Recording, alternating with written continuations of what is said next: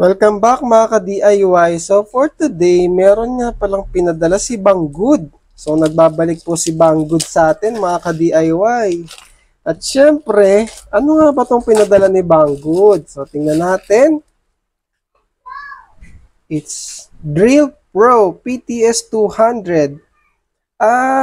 Ito yung soldering pen mga ka-DIY. Pwedeng-pwede na ako mag-soldering kahit saan.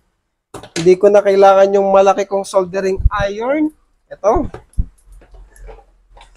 So, ito kasi hindi siya portable kasi nga 220 volts. Itong pinadala sa atin ni Banggood, soldering pen. So, pen, ibig sabihin, maliit lang siya kasi nga pen eh. So, ayan, ang ganda ng packaging niya mga ka-DIY, no? So, salamat Banggood sa pagpapadala ng ating soldering pen. Ayan, nakita nyo na siya. So, takpan muna natin. O, ayan. Tingnan natin ang manual. So, ayan. Compatible soldering tip. So, mukhang legit naman, no? Legit yung manual niya. So, ayan. Siyempre, hindi natin babasahin yan. Direkta na tayo sa ating soldering. So, paano ba to gamitin? So, ayan nga pala siya. USB-C 12 to 20 volts, 18 to 100 watts. Malakas din mga ka-DIY. So,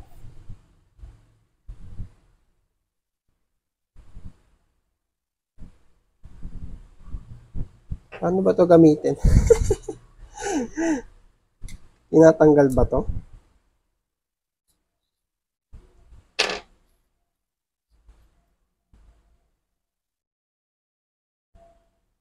So, ayan siya, oh.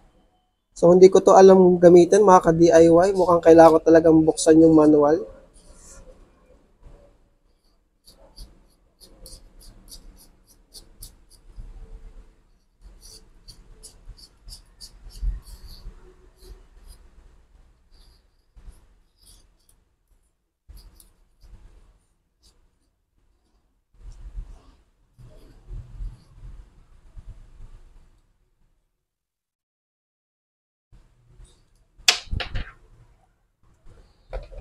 So, ito yung kanyang heating element. Tingin ko dito yung supply eh, tapos umiinit na yan. So, ikakabit natin to dito.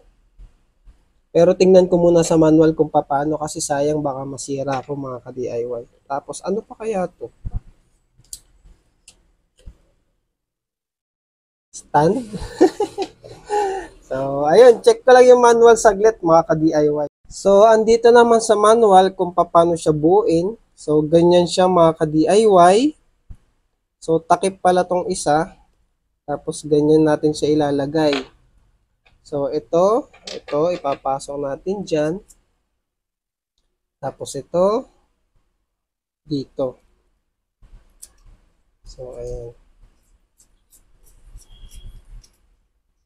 Kung may kakabit ko.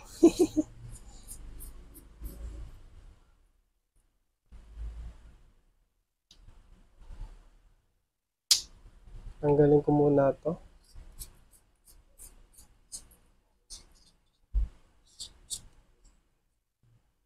Ayan, kabit na natin siya. Nakakabit na. Tapos itong isa naman ay takip.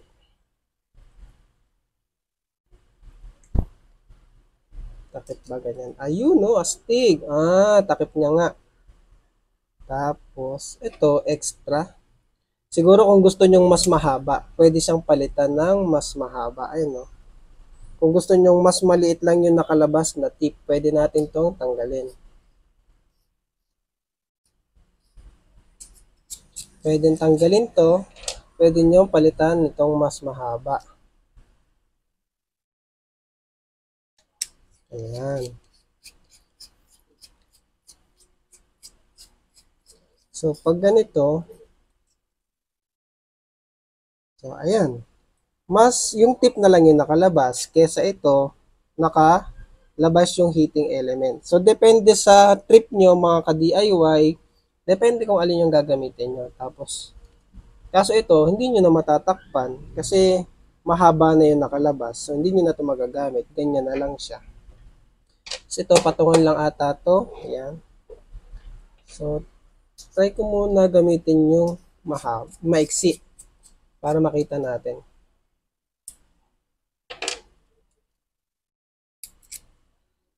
Balik natin to.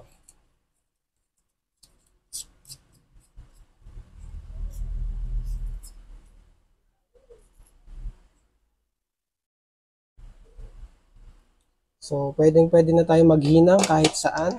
Kuha lang ako ng 12 volts na power supply or charger, mga ka-DIY. So, gamitin natin si Auto Project Power Bank. Testingin natin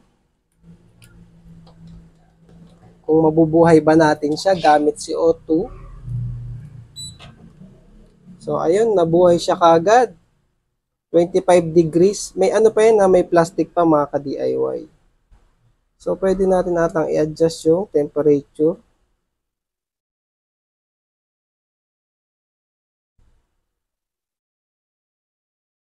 So, hintayin lang natin ng konti kung anong lalabas. Kaso 5 volts lang kasi dito ko lang siya sinaksak. Try natin yung ano. Ito, para meron tayong 45 watts. Ayun, 20 volts. Nakuha natin yung power delivery kasi dito ano lang to eh. Regular USB-A lang to eh.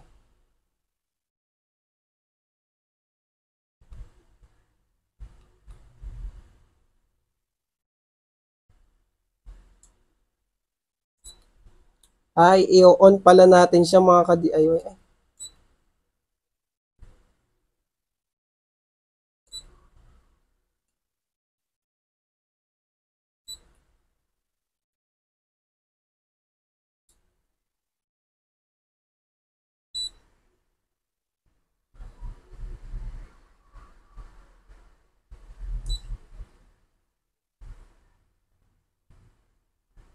So, ayan o, kumukonsumo na siya ng 40 watts. Umuusok na siya, mga ka-DIY. So, ano ba ibig sabihin ng 350 na yan?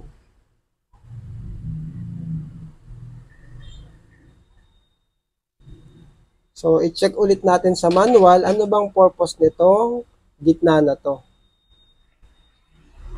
Sa manual, yan ay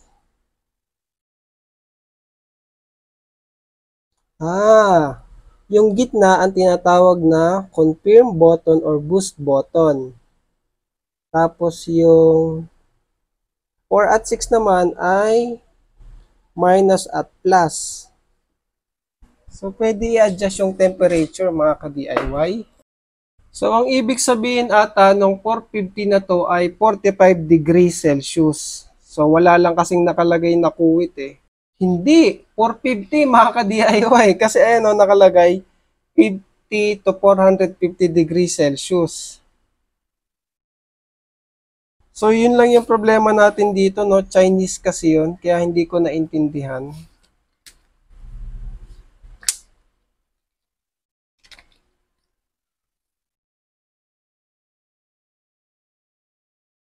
Pero base naman dito, wala siyang ginagamit na konsumo masyado kasi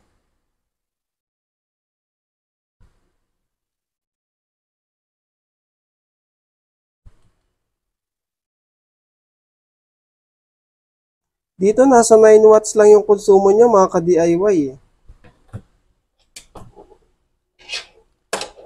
Try nating gamitin.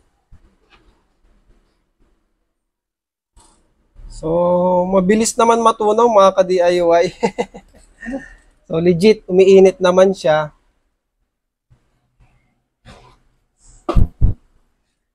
Pero masusubukan natin to kung legit sa battery. Kuha ko ng battery.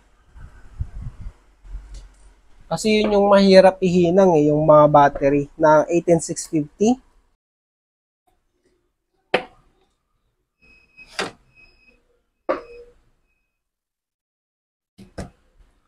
Sa ngayon, nasa 50 degrees Celsius siya ito. Ayan. Ngayon, ito, hindi ko alam ano bang ibig sabihin ng 450 na yan.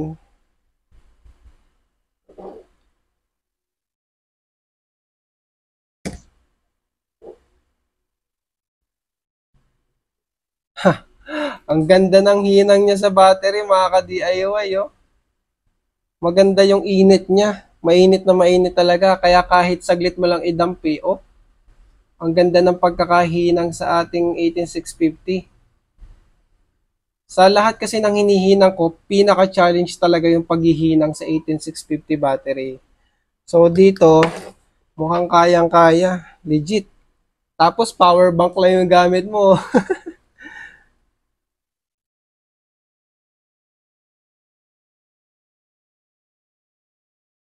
Legit yung init niya.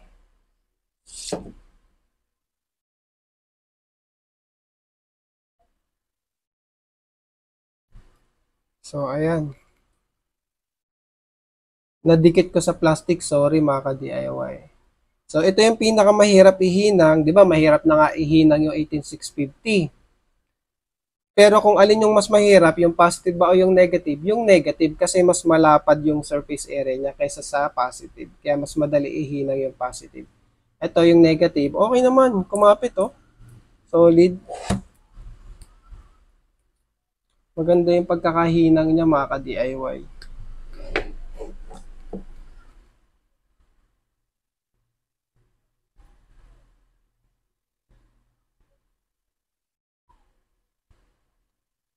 Oh, maganda. Maganda yung kapit niya. So, 50 TD. Tapos, ayan. Nasa 16 watts. So, astig. First time ko lang nagkaroon ng soldering pen. At mukhang matutuwa akong gamitin to, mga ka-DIY.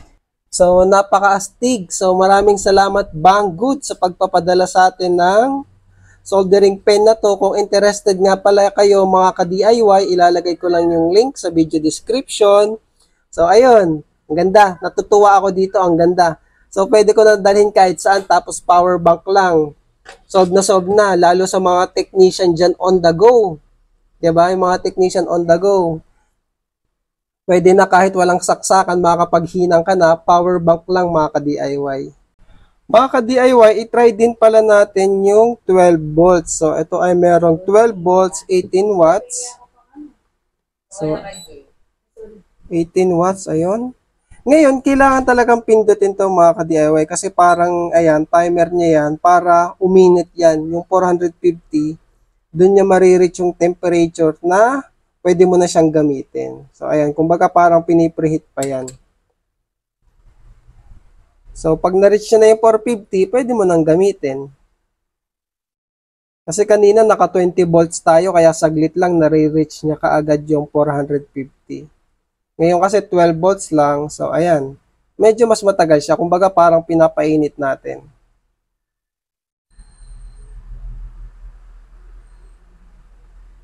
Hintayin natin ma-reach yung 450 para ma-reach niya na yung tamang temperature.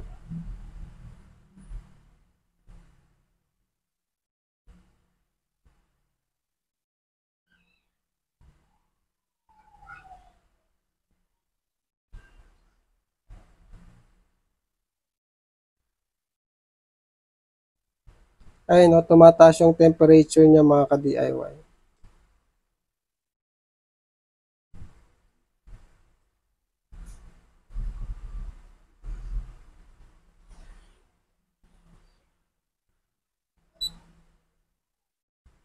So, ayan, pwede mo nang gamitin. Kumbaga, na-boost na siya. O, diba? Na-reach niya na yung tamang init, mga ka-DIY. O, ayun, no? So, kahit 12 volts lang na power bank, kagaya nitong power bank ko na to, 18 watts, 12 volts.